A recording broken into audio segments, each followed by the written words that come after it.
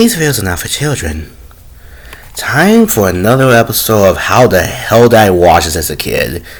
Tiny Toon Adventures alongside Animaniacs are two of the most hood classic must-watch staples of Saturday morning. Seems to be a simple spin-off of Looney Tunes / spiritual successor and becoming one of, if not the best cartoon of the 1990s and childhood defining for many. And what's weird is how the hell were we even able to watch this, because Tiny Toon Adventures is not a kid's show, at all. Sure, it was made for kids, it is based off of kids' property, it aired on Kids WB and Fox Kids, but at the same time, episodes can have some shit like this. Yeah, this is one of the top examples of fuck all the censors, even the intro says that. So prepare for a lot of adult humor and baseness in this, because this, alongside Animaniacs, are the most base cartoons in the 1990s. It's not even up for discussion. Matter of fact, I'm going to go ahead and say this right now. Tiny Toon Adventures is 1,000 times better, more base than the original Looney Tunes shorts. Fight me in the comments on this, I don't give a fuck. This show is fucking peak. Although, unfortunately, because it spawned a lot of people's childhood crushes, that led to some weird shit, especially when it comes to Fifi La Fume. Look, there's some characters were okay, yeah, sure, they did it to themselves, because, this was 100% intentional. But, with Fifi, okay, I'll explain Fifi later in depth, but for now, all you need to know is that female gender swap of Pepe Le Pew, and she's pretty much a yonder kind of character, where she's supposed to show that even roles reverse, Pepe's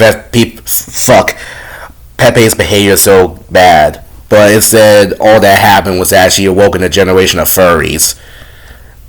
And the amount of thirst for this character is actually fucking ridiculous online. Especially since she's considerably toned down in comparison to Pepe. Although, I guess people like yonders, so hey, you like yonders, or if you like furries, then this is the character for you. There's also another character called Julie Bruin that appeared in 2 episodes, voiced by Julie Brown, where her joke is she's a female bear with big bouncing tits, and that's pretty much a joke. Although I will say here, Julie Brown was done really dirty on both this and Animaniacs. Julie only getting 2 episodes here, and Animaniacs, Minerva making supposed to be a main character, she only got 2 episodes too. Although Minerva was because they got complaints about her being too inappropriate even for the show, because her jokes were not subtle at all. Although why they couldn't reinvent these two for later episodes or even for the remakes, I don't know. But that's Warner Bros. They never think with their brains. And so the actual plot of the show. The plot is chaos. Okay, fine, there's a little bit of a story. Okay, so Buster and Baz were made by a cartoonist, and when he was gone, they decided to make their own world, thus Acme Anchors.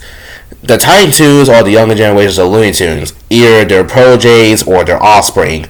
The Looney Tunes teach their children to take their place in becoming the new generation of Looney Tunes. The episodes are episodic, so it's them going wherever, doing whatever they want, causing mayhem wherever they go, all the while reality warping. And that's pretty much the plot. Pretty simple premise for a 90s cartoon, but for a show like this, it works so damn well.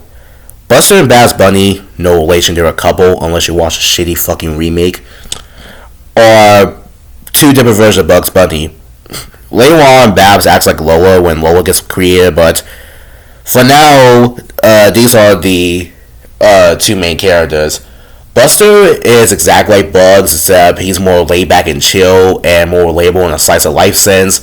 His girlfriend Babs is a wild card who likes annoying and imitating people.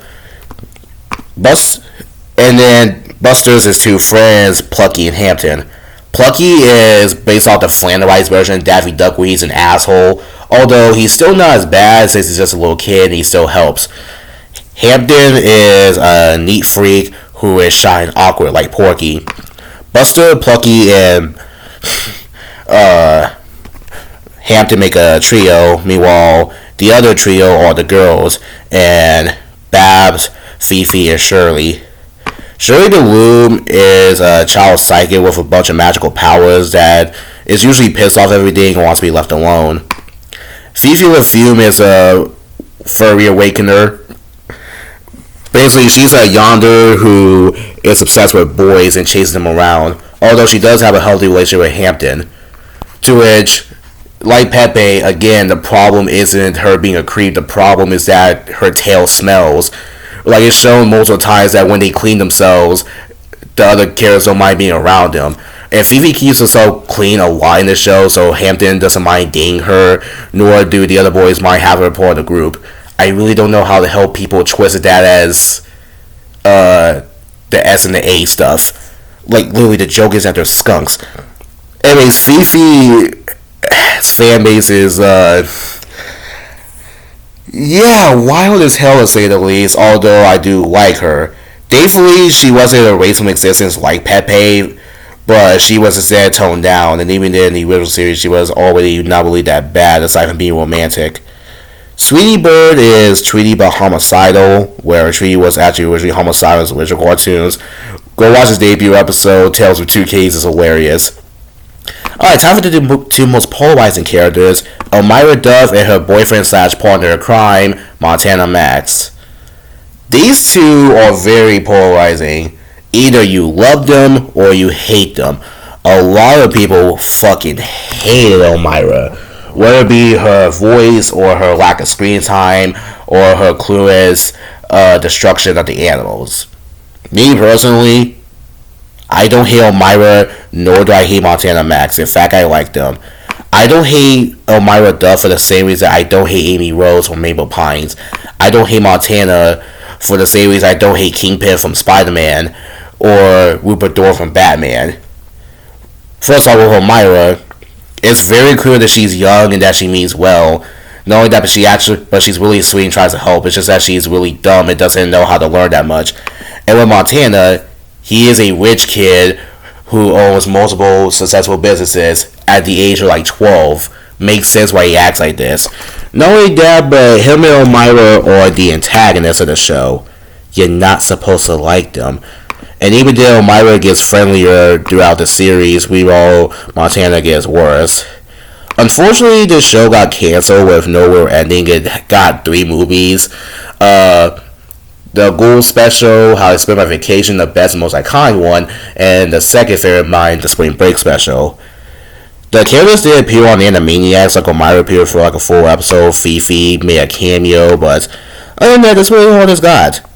The animation is definitely the most iconic part of the show alongside Animaniacs because they actually managed to replicate the Rebel Hold style of the original shorts, but made it updated and look more prettier. And to me, this is definitely the most beautiful looking Looney Tunes show of them all, aside from the Looney Tunes show and the HBO Max remake and Looney Tunes cartoons. So, closing thoughts on this show, easily the best rendition of Looney Tunes by far, alongside Looney Tunes cartoons and the Looney Tunes show. Whether it be from the memorable cast of characters, a simple yet effective premise, or simply just the humor. Literally, this show out content has to be one of the best shit ever. Although you do watch the show, be aware how base it is.